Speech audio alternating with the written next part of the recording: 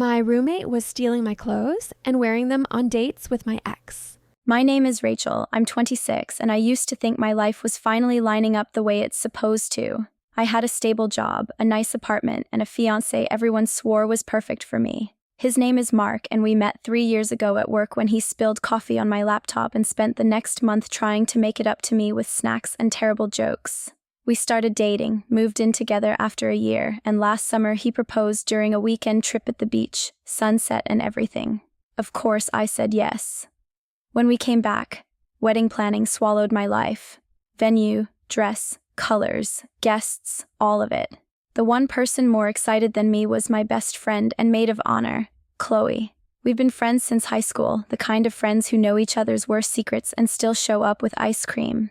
She helped me hunt for dresses, bargained with vendors, and stayed up late scrolling through Pinterest with me, sending me links at 2 a.m. saying, "This is the vibe." I used to say, "I don't know how I'd do this without you," and I meant it. She joked, "If you ever dump Mark, I'm keeping him as a friend." And we'd all laugh. Chloe and Mark got along well, maybe too well, but I always saw it as convenient. They teased each other, shared memes, sometimes even texted in group chats without me. But it felt harmless. I told myself, it's good they like each other, it'll make the wedding less stressful. My mom occasionally said things like, "They're very close, aren't they?" And I'd roll my eyes. I trusted both of them completely. I was so busy choosing flowers and tasting cake samples that I didn't notice the tiny cracks, the weird looks, the strange silences when I walked into a room.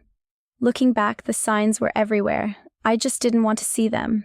The first real red flag hit me in the stupidest way. It was a Thursday night, Mark was working late, and I was at home scrolling through my phone, half planning the seating chart and half procrastinating. I opened Instagram and saw a story from a coworker of his. A boomerang of clinking glasses at a bar, tagged location near Mark's office. I tapped through without thinking and froze when I saw the next clip. It was a group shot, blurry but clear enough, and right there in the corner, laughing with her head thrown back, was Chloe. Sitting right next to Mark. His arm was draped over the back of her chair, way too comfortably. I checked the timestamp. It was posted 10 minutes ago. My stomach tightened. I hadn't known they were hanging out. Chloe had told me she was super tired and staying in. I told myself it was a coincidence, maybe an after-work thing with other coworkers. I sent her a casual text, "Hey, how's your night?" and watched as the typing Oz bubble never appeared. She didn't answer. Mark didn't answer my, "How's work going?" either. I didn't sleep well that night. The next day, Chloe finally replied, "Sorry, I crashed early. What's up?" I stared at the message for a long time, then decided to test something. "Nothing, just couldn't sleep. Hope you got some rest," I wrote, and didn't mention the bar. I waited to see if she'd bring it up herself. She didn't. A week later, we went to a cake tasting together. She was her usual hyper self, talking about bachelorette party ideas and vow writing. I almost convinced myself I'd imagined the weird feeling. Then the phone thing started. Mark began putting his phone face down all the time. He'd take it with him even to the bathroom, something he'd never done before. When a notification popped up, he'd flip it so fast it was almost comical. One night while we were watching a show, his phone lit up with a message preview I caught just in time. "I miss you already," with Chloe's name at the top. My throat closed. I didn't say anything in that moment. I just hit pause on the show and stared at the screen, my heart pounding. He casually grabbed his phone and locked it, pretending not to notice my expression. "Why'd you pause?" he asked. My voice came out way calmer than I felt. "We need to talk." I asked him straight up. "Why is Chloe texting you that she misses you already?" For a second, his face did this weird flicker like a bad connection, then he rolled his eyes and laughed it off. "Oh my God, Rach, don't be weird. She's just dramatic. You know how she is.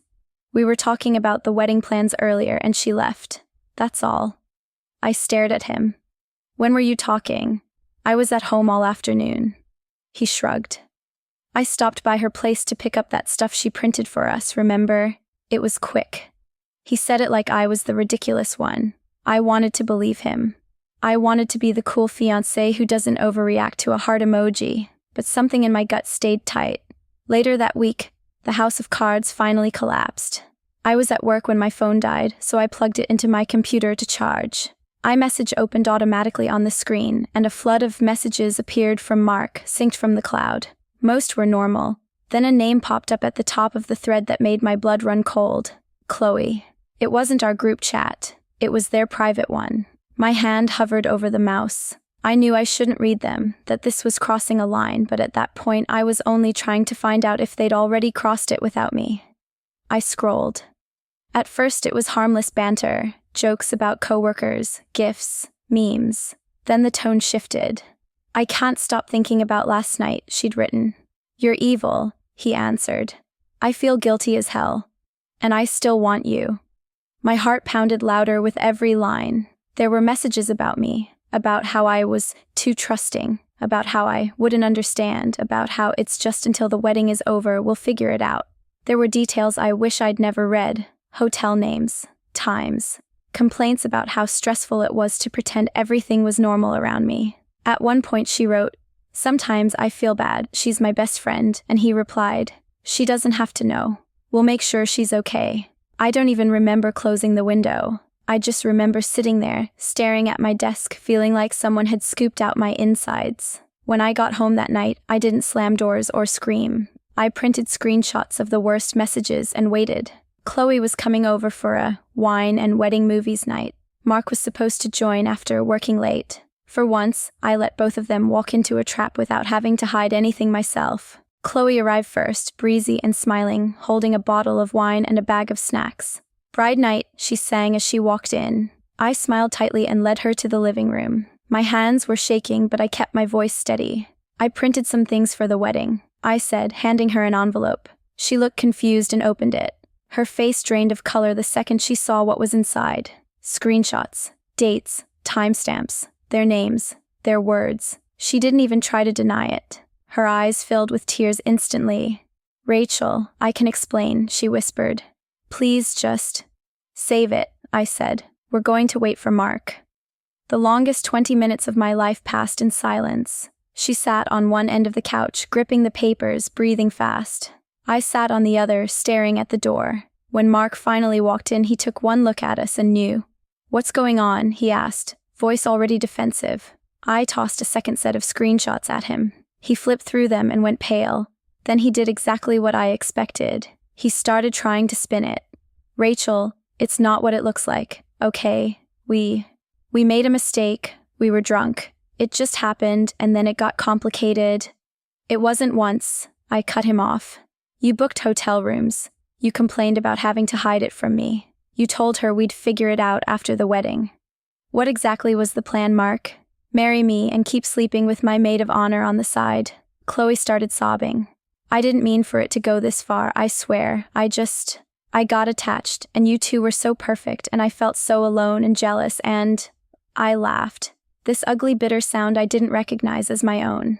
"You felt alone, so you decided to set fire to the one person who trusted you the most?" My neighbors probably heard us. There was yelling, crying, apologizing, blaming. At one point, Mark tried to turn it on me, saying I'd been distant and more excited about the wedding than the relationship, as if that justified anything. Chloe begged me not to throw away years of friendship.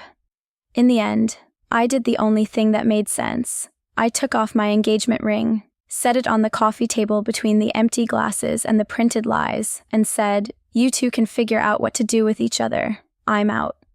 I canceled the wedding, told my family everything, and moved in with my sister for a while. People talked, of course. Some took sides. Some tried to convince me to work it out. I blocked both of them everywhere. Months later, I'm still rebuilding. My trust, my plans, my sense of self. It hurts that the two people I loved most decided my life was something they could rewrite behind my back. But honestly, the biggest relief is knowing I found out before I walked down that aisle. So if you're listening to this and you ever feel that weird twist in your gut when people around you act just a little too close, a little too secretive, don't gaslight yourself. Ask questions, because sometimes the perfect fiancé and the ride or die best friend are just two people holding a knife together, waiting to see if you ever turn around.